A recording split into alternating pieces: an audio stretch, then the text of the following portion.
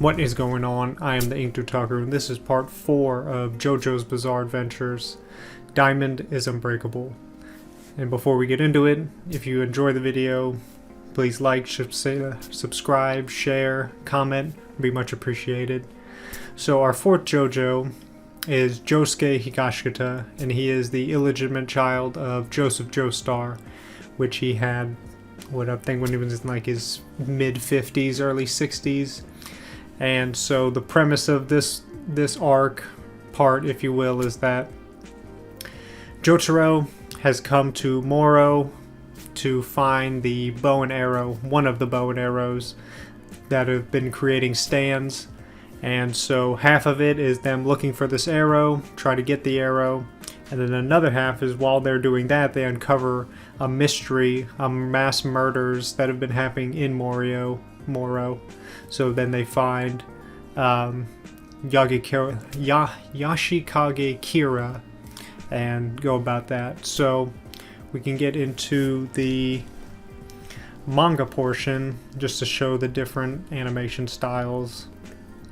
And you can see here Josuke and Jotaro here, and he's like, I haven't used his powers in 10 years, which is kind of crazy to me because they always talk about how stand users like are always, their lives are always intertwined, they're always meeting each other, but he's like, I haven't used my powers in 10 years.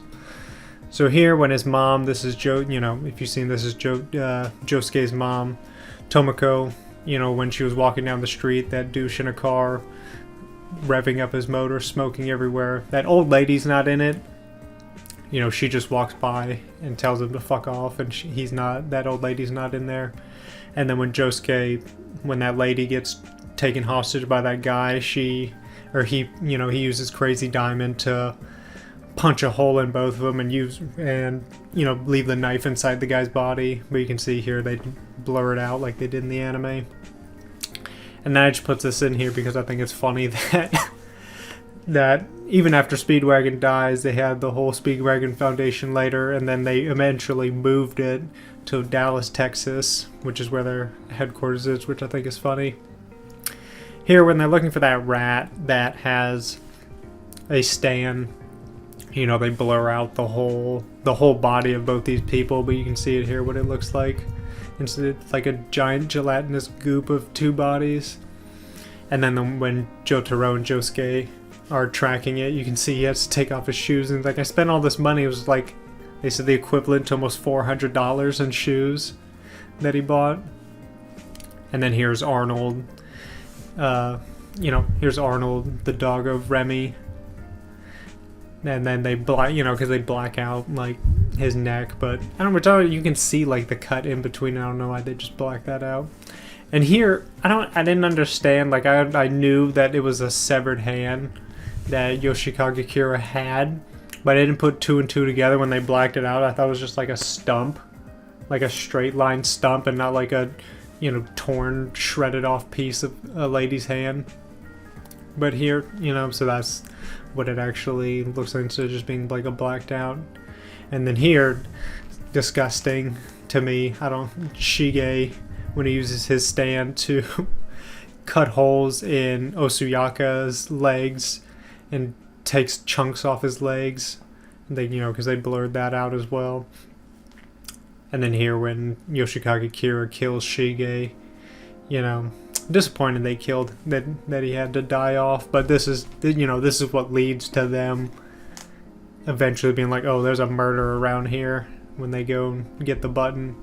So instead, when Yukiko sees a random girl walk out of Aya's beauty parlor, if you will, here actually Joseph is like, oh, you can go over here to, there's someone doing some beauty products and stuff. So he tells her that it's inside that thing, and that's when she goes.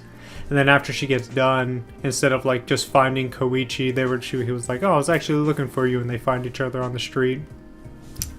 And then here when it's done, after it fades away, after the beauty fades away, she's like walking and causing accidents in the street, which that wasn't like how it was in the anime. And then here, after they finally when they go to the tailor to get the button for Yoshikage Kira's jacket and to try to find out who it is after he blows off his hand and his fingers and stuff, you know. And then Act 3, like I said, there's not many stands that transform or level up with, you know Jotaro's becomes from Star Platinum to Star Platinum the World. You have Act 1. I don't even think it's Act 1, but you have Act 2, Act 3 for Koichi's. You know, you have Act 2 and Act 3 for Koichi's, and then you have more in the next part, but he's like the only one that actually has one that transforms, and he can, you know, he can revert it back to Act 2. And here, when Yoshikage Kira gets his hand, you know, blown off or taken off, it was like, this dude just looks evil. Like, you can see, like, who has a bow tie that has literal skulls on it? I was like, just looks like an evil dude. Still not more evil than Dio, I think. And then here, when Josuke meets Mikitake, and he's like, oh, I can transform, you know, instead of him just transforming into the dice, you know, he actually starts playing with them, like stacking them in cups, and he's like, oh, this could work. And that's when he goes to Rohan to try to gamble some money out of him. And then, you know, Rohan cuts his hand off because he knows he's cheating somehow. And then you can just see how he actually cut his hand off. And then after, you know, after Yoshikage Kira takes over the body of that other guy, and the cat has its own stand, he's like, he doesn't do this in the anime, but, you know, he tries to, like, see if the cat will be hostile and puts its fingers over its nose. And, you know, it doesn't do anything. But here's what Toyohiro looks like in the manga. His, you know, in the anime it was like very plain, flat looking, but you can see like the bugs on his chest, and he has the camo on his suspenders and stuff, and everything looks more like detailed on here. And then here, you know, when they're fighting, when they finally find out Yoshikage Kira is the dude, and they start fighting him, and Josuke gets stabbed by all that stuff. Here's what it actually looks like instead of getting blacked out. And then, you know, when they kill Yoshikage Kira's dad that's in the photo and burns him up.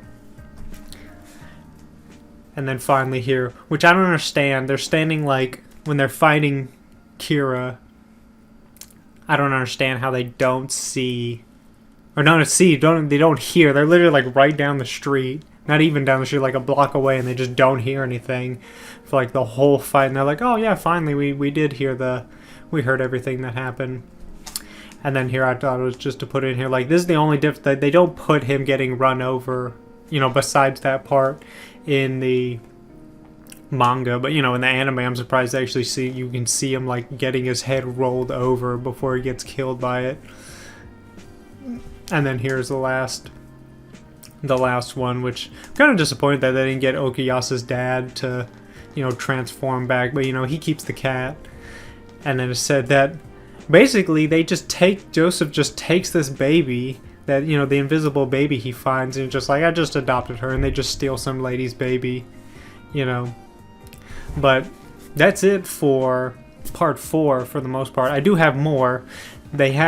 So after this, I'm trying to think of how long after, but they made a continuation manga called Crazy Diamond's Demonic Heartbreak. It wasn't created by it wasn't created by Hirohiko. It was created by somebody else. And so the story is that here in Egypt, we're gonna go through a little bit of the manga just to, like, because I thought it was done, but it's actually ongoing. But so you see here that Whole Horde goes to visit this lady. That pet shop, the bird from part 3, actually had another bird that was trained at the exact same time by her son. So they speculate that they both have stand abilities.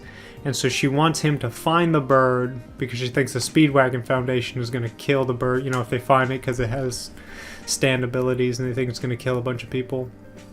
And so reluctantly, you know, Whole Horse is like, okay, I'll go and I'll go find the bird. So he goes to see Kenny G, and he goes to see Mariah to see if they can tell him anything. Well, not, I don't even think it's tell him anything, because I think he's there to go find Bongo, which, you know, after hiding in the bathroom because Mariah wants to kill him, you know, you can see here Bongo has to use his, you know, book to tell her where it's going, and it's in Moro. And this is where they introduce Kakuin's cousin, Ryoko, who lives in Morio. He was buried in Morio, you know, and so she finds Bongo's book. She opens it, and then it's like, oh, I can. The event, you know, she basically sees that it's telling her the future, and she's like, maybe if I keep this book, I'll be able to see what happened to Kakuin. And then she snatches the book as Whole Heart passes her, you know, but he doesn't notice. And he's also looking for Bongo because he went missing. And Whole Heart is also still having nightmares about Dio, you know, like, even though Dio's dead, he's still having nightmares about him. And so now they're having some weird stuff going because the bird is in Morio. Now people are starting to get taken over by its stand. And then this is when Josuke shows up as Whole Horse is about to get hit by a car. And then they're able to get the stand out of this, like one piece of this stand out of this guy because they're being taken over. And then this is when they meet, and he's like, I'm Josuke. He's like, nice to meet you, Whole Horse. And so whenever they're done with that, I don't know how long this is supposed to do. Or hopefully they do like Rohan's, you know, thus is spoken, or thus spoke Rohan Kishibe. They make that into an anime, which I think would be pretty cool if they did that. But that is it for that. Next is part 5, which is Golden Wind. And I will see you for that one. Otaku out.